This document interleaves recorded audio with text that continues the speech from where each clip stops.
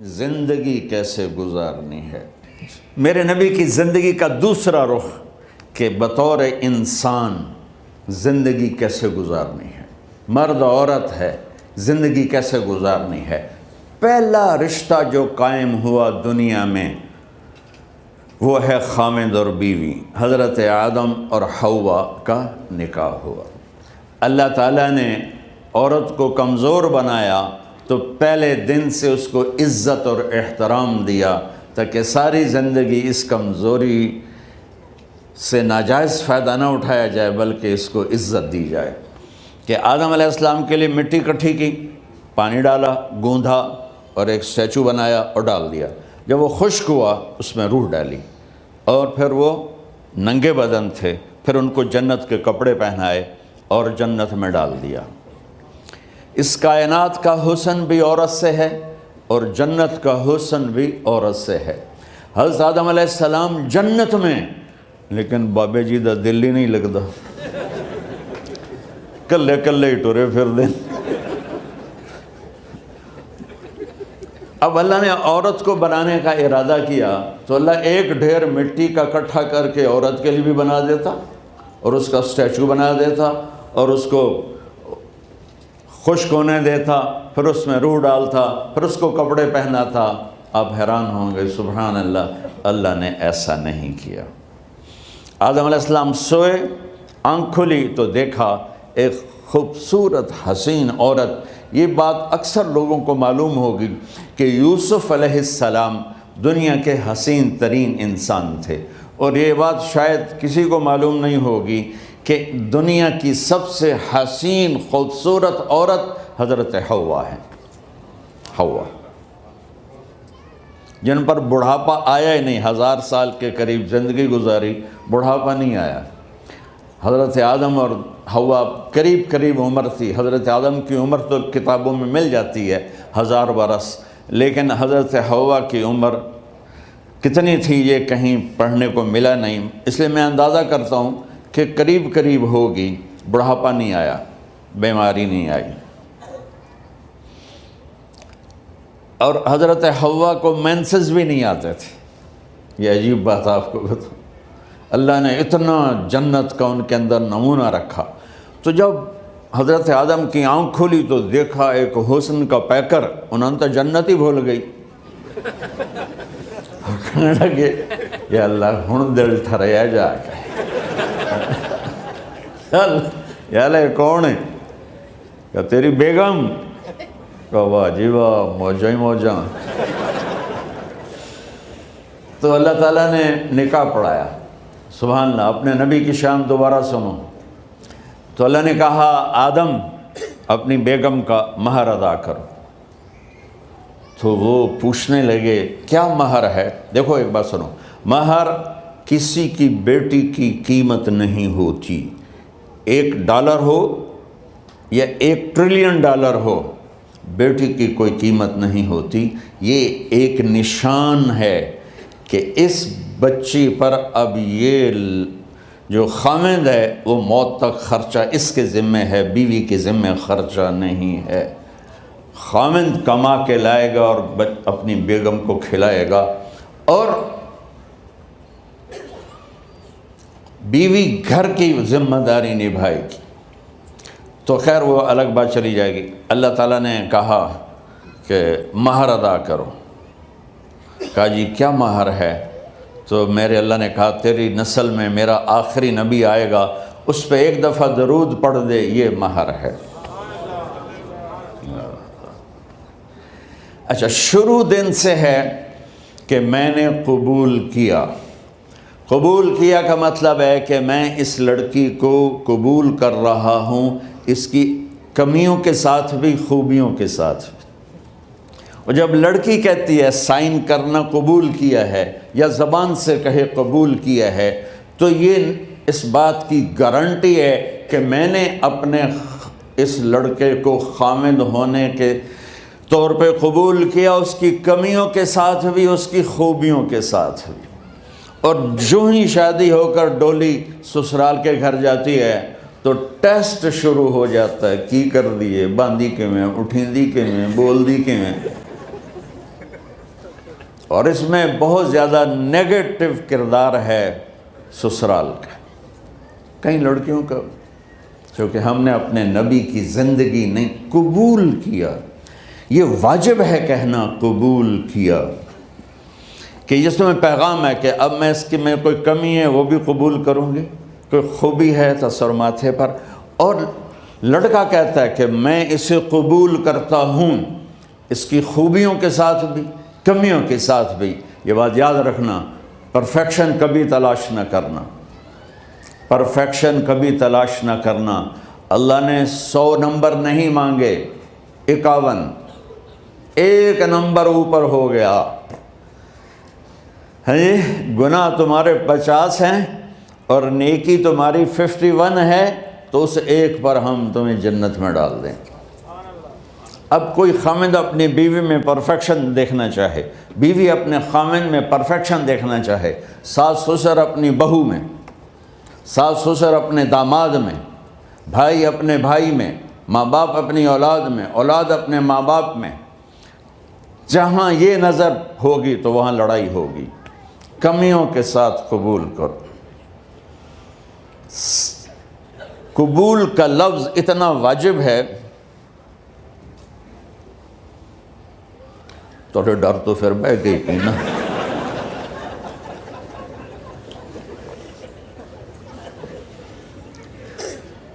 قبول کا لفظ اتنا ضروری ہے کہ اس کے بغیر نکاح ہی نہیں ہوتا.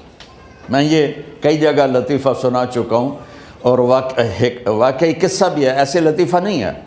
میرے دوست ہیں، ذمہ دار ہیں اچھے، تو ان کے گاؤں کا ایک بچہ چھوٹی عمر میں بسوں پہ جا کے نا وہ جاب پہ لگ گیا.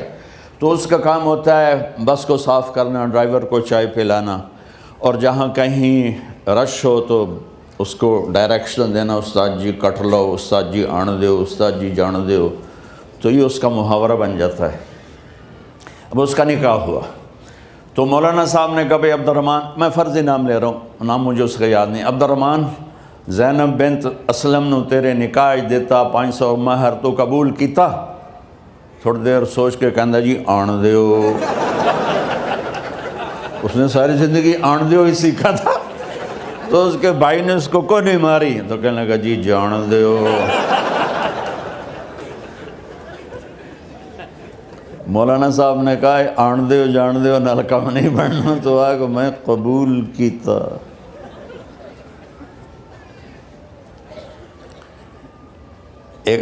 یہ بھی صحیح واقعہ سنا رہا ہوں. ایک نوجوان نے بیوی کو 3 طلاق دے دی کٹھی. اب ہو گیا پریشان، مولانا صاحب کے پاس گیا، کوئی میرے جیسا ہوگا. مولانا صاحب 3 طلاق دے بیٹھا، کوئی مسئلہ کا حرام. کہا جی کوئی رستہ حرام، کوئی گنجائش حرام. اس نے جیب سے موٹا سا لفافہ نکالا اور مولانا کے جا نماز کے نیچے ڈال دیا. کہ مولانا صاحب کوئی گنجائش، کہ ہن تو سوچنا ہی پوے. کی آکھیا یہ تو اپنی بیگم نو؟ اس آکھیا جی میں آکھیا ہی 3 طلاق. اس آکھیا مبارک ہوئے طلاق نہیں ہوئی. میں آکھیا جی او کیویں؟ آکھے او جڑا یہ طلاق ہے عربی دا لفظ، اس سے چاکھنا پمدا ہے طلاق.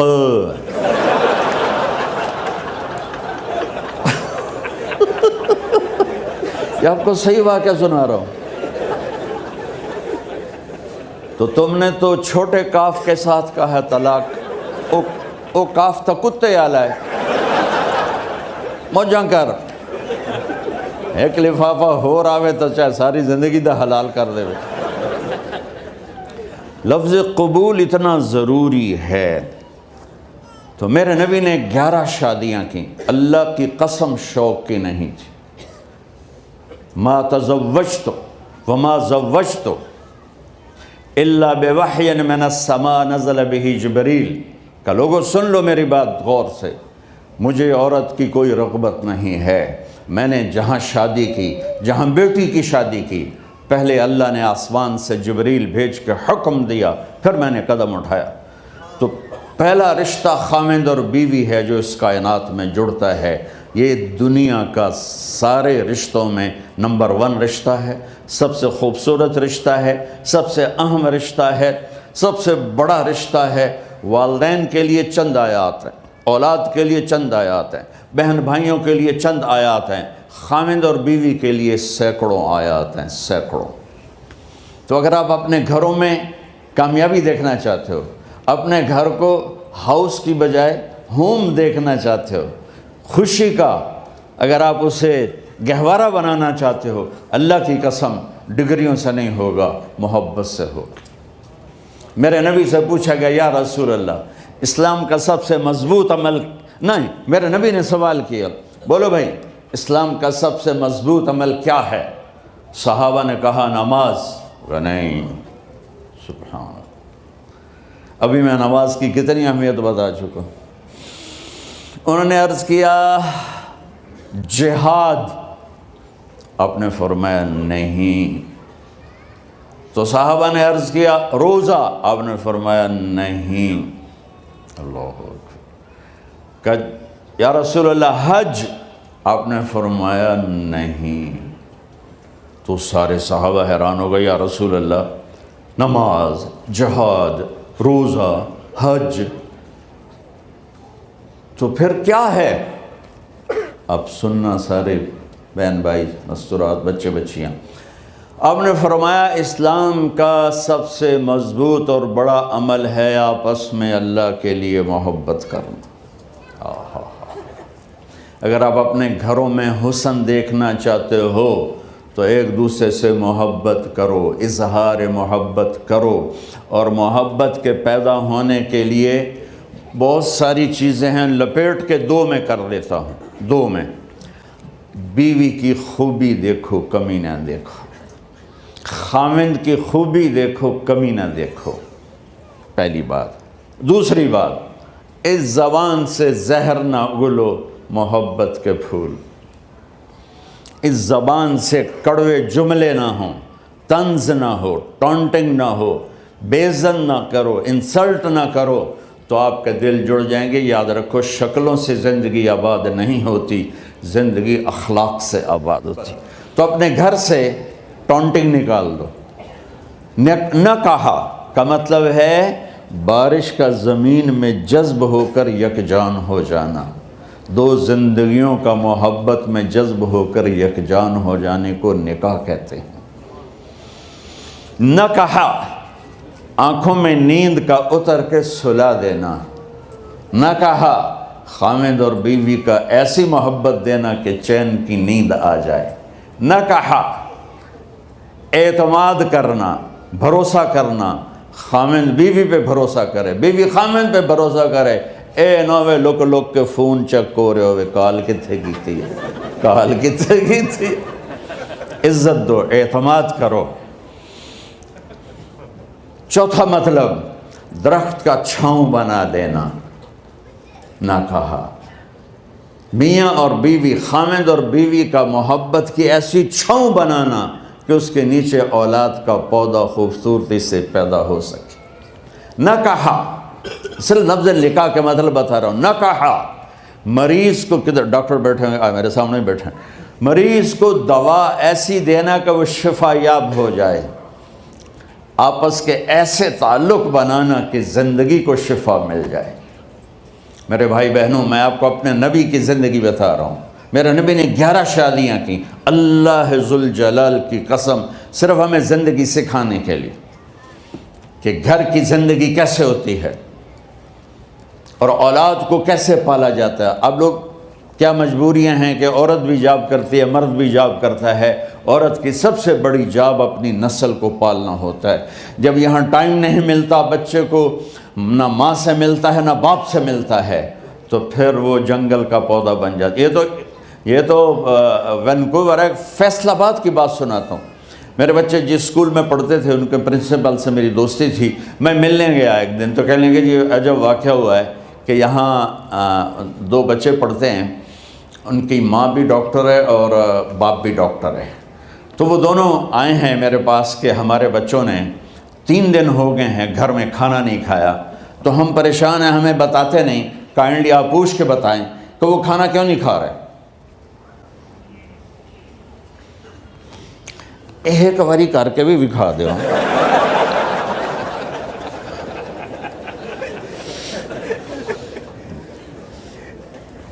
ہمارا دین اتنا خشک نہیں، ہمارے مولوی صاحبان نے زیادہ خشک بنا دیا.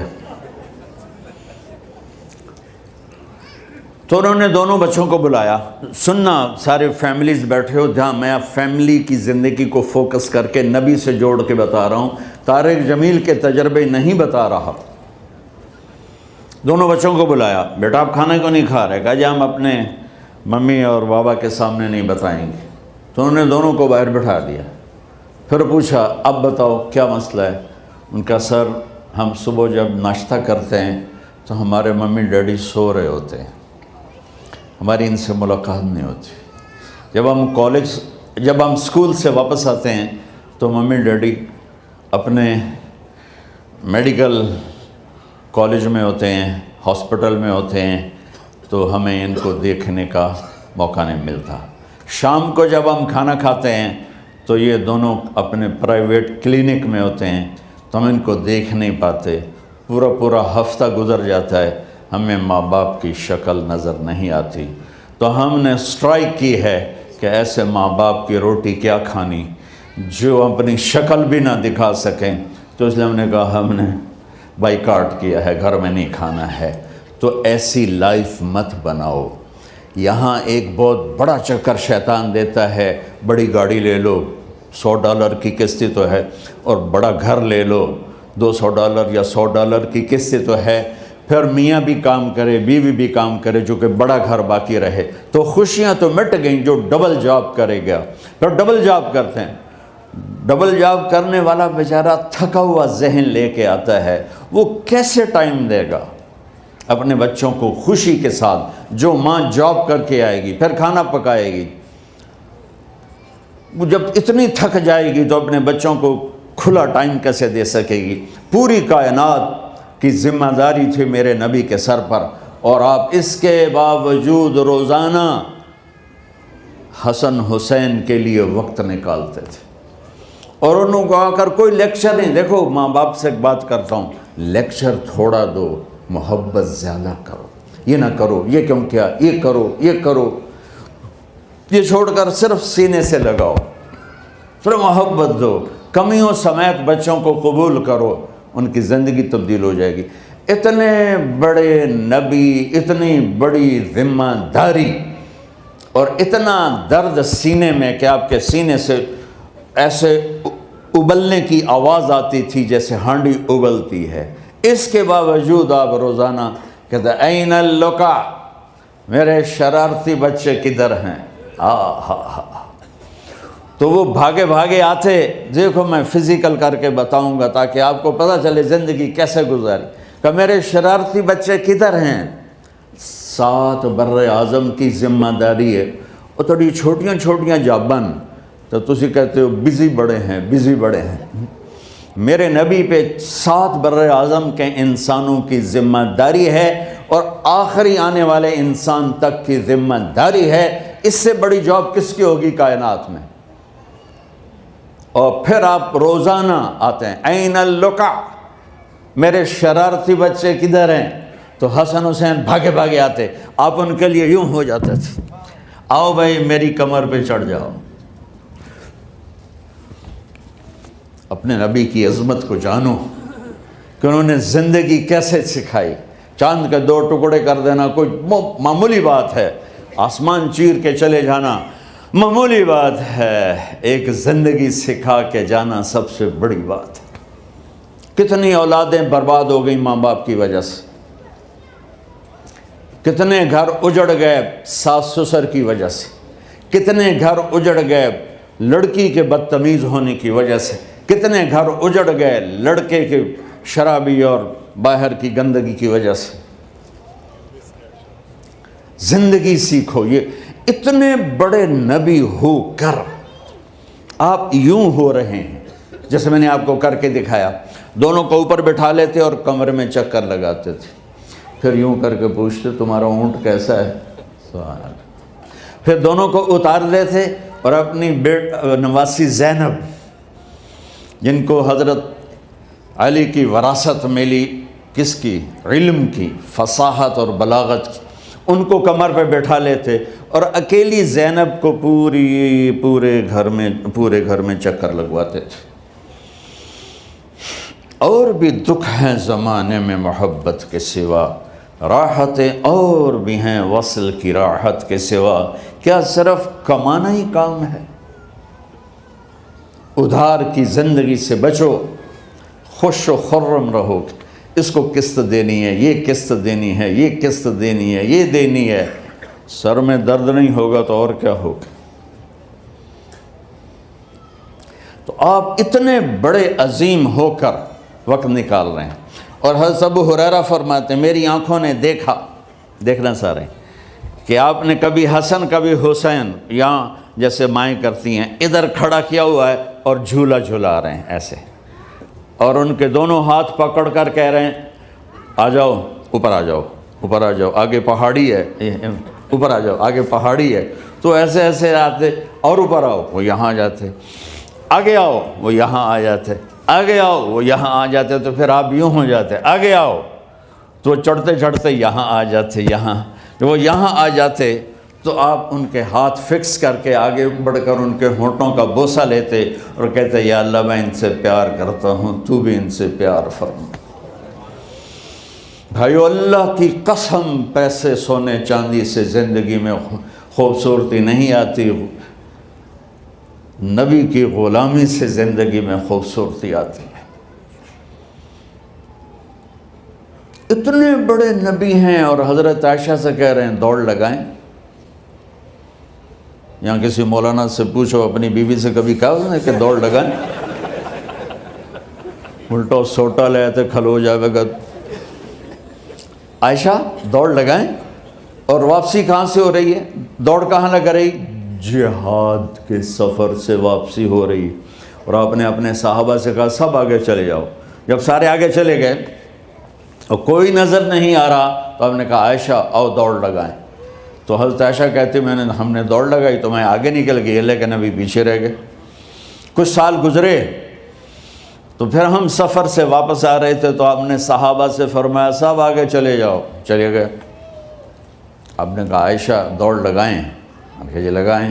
کون دنوں میں ذرا موٹی ہو گئی تھی تو پھر اللہ کے نبی آگے نکل گئے، میں پیچھے رہ گئی، تو آپ نے کہا عائشہ ہاذہ بتلک، آج تو اور میں برابر